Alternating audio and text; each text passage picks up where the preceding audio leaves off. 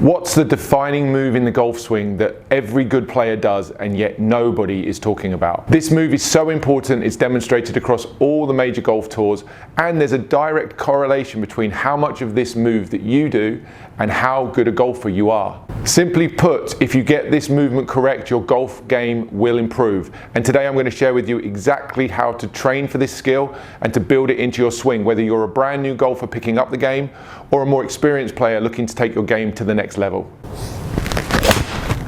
So if you haven't realized by now what I'm talking about, this defining move in the golf swing is tilting.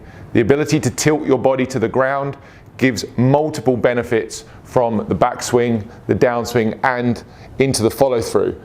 Tilting your body to the ground would be really defined by the fact I move my body in a way that points my shoulders on this tilted angle down towards the ground in the backswing, and then similarly down towards the ground in the follow through.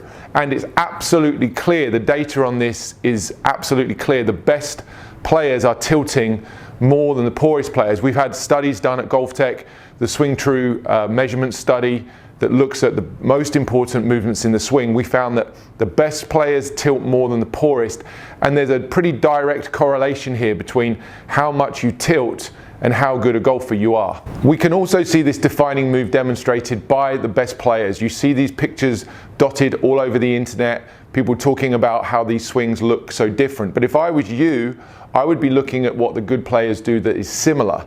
I wouldn't be trying to dive too much in the detail of the tiny little movements they do differently with the arms and the wrists. I'd be looking, first of all, if you're looking to get some quick gains in your game, what are the best players all doing? And the truth is they're all tilting themselves to the ground.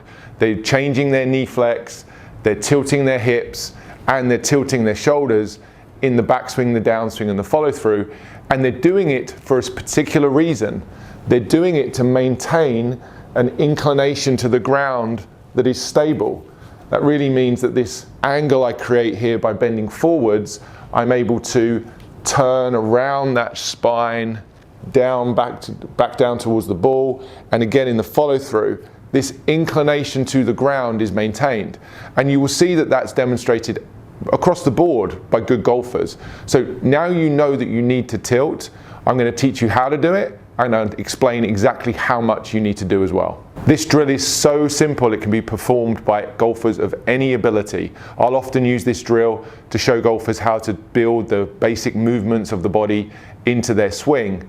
But the great thing about this exercise as well is that you can use this if you're an advanced player looking to improve your form while retaining some speed and hitting the ball far. So you can literally do this exercise no matter what your current ability. As I stand on the mat here, I'm going to draw in this line that's going to run down on my head. This exercise I call the head on the wall drill, and you're going to see me performing this both on the mat without the physical wall, but also to the side here. I'm going to show you how you can start by practicing this with your head resting on the wall. And the reason this is such a great exercise is when your head's got that fixed point that it's touching, it's that touch point on the wall, as you make a backswing, you have to tilt your body the exact amount, the correct amount, in order to maintain that touch point on the door, or on the wall I should say. So whatever you're resting your head on there, you should still have that same feel at the top of the backswing, and in order to do that, as I say, you'll need to tilt the appropriate amount. If you didn't tilt enough, you'd start to come up and away from the wall, which would be incorrect. And if you tilted too much, or you tried to, you'd feel some pressure of your head actually going into or pushing against the wall. You'll see here how if I tilt too much, my head would actually go through that line. So this exercise immediately teaches you how to tilt the right amount. And once we've made our way to the top of the backswing, we can now also continue this exercise, keeping that touch point from the head on the wall, moving into the downswing, moving into the impact, and moving into the follow through. And again, your head should just maintain that touch point on the wall. And in order to do that, I'm going to need to transition from this tilted position to the left at the top, into less tilt, into right tilt in the follow through. Once again, the beauty of this exercise is that you're going to learn to do the right amounts without having to think about the right amounts.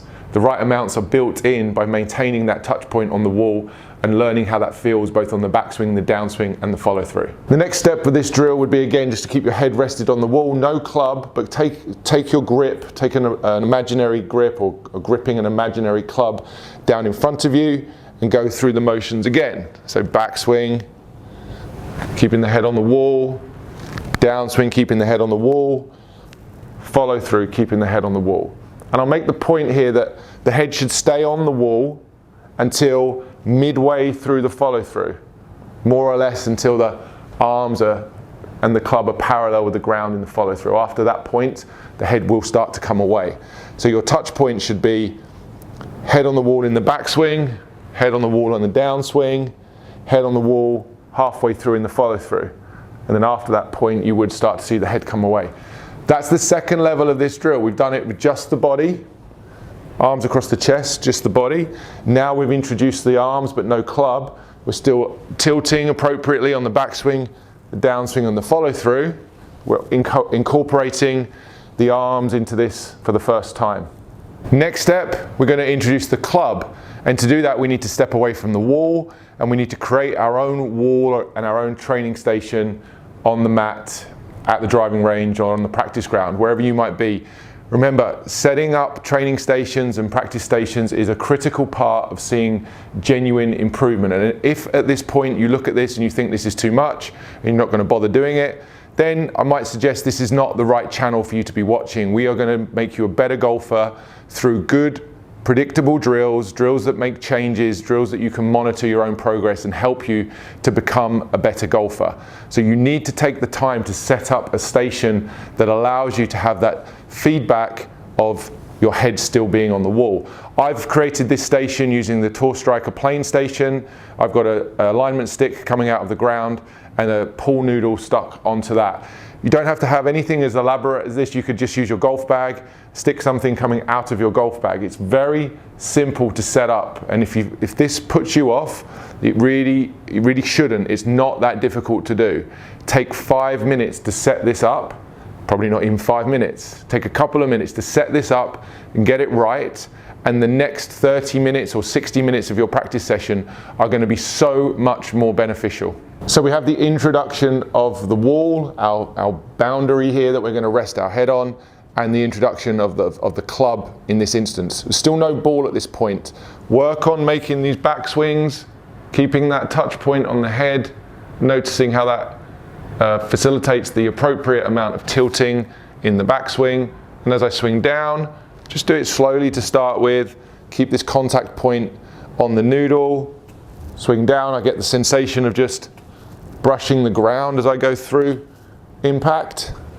And as I say, I'm going to continue up until about the club and arms are parallel with the ground.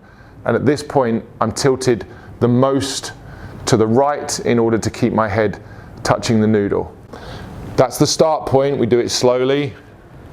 Make sure you can move through the entire time and space of the swing, controlling those tilts. And once you get to the point where you're feeling more comfortable with that, we can introduce the ball.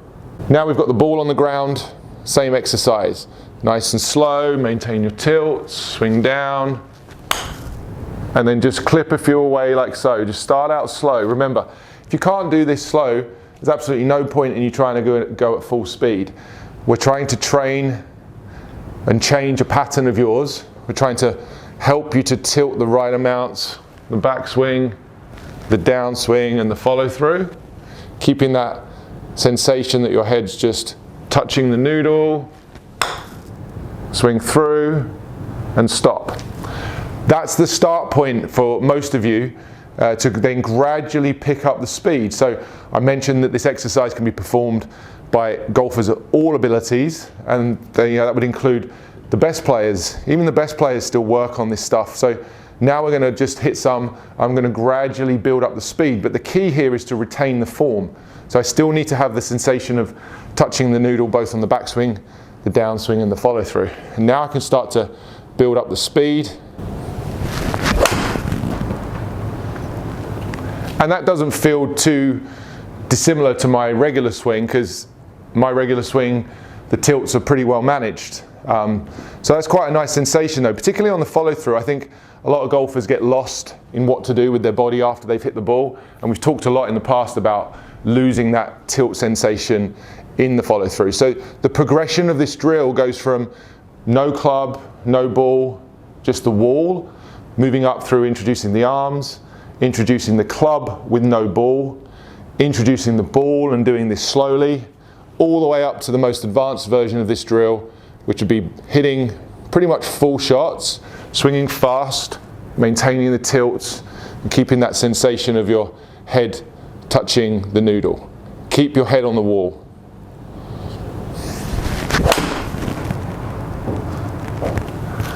So I've just hit that 7-iron. It's got 170 yards, right? So that's pretty much full distance for me, which proves that you can use this exercise, do this exercise, and still get up to pretty much full speed.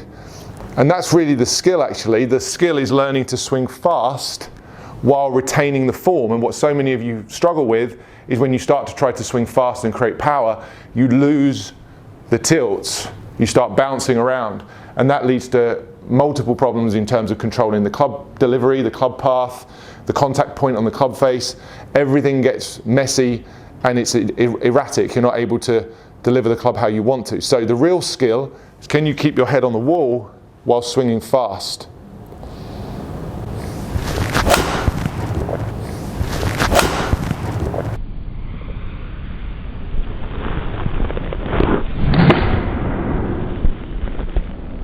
So head on the wall should be your go-to drill for training the appropriate tilts throughout your golf swing. And I promise you, if you can't perform this drill or this movement in your swing, you will never achieve the consistency that you crave. So there's a huge amount of benefit in you spending time and investing your training into this exercise and into this move.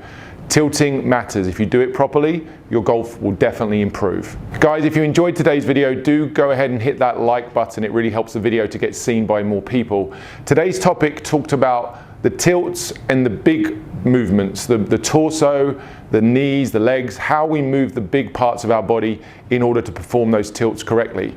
If you want to see how to incorporate the arms and wrists into that, you'll need to subscribe to the channel and make sure you hit that bell, because next week's video is going to discuss how we incorporate the arms and wrists into that pivot. But if you can't wait until next week and you want to watch something straight away, go and check out this video next. This one talks about how to build the perfect arm and wrist structure in the backswing, and will go a long way to helping you improve your golf game even further.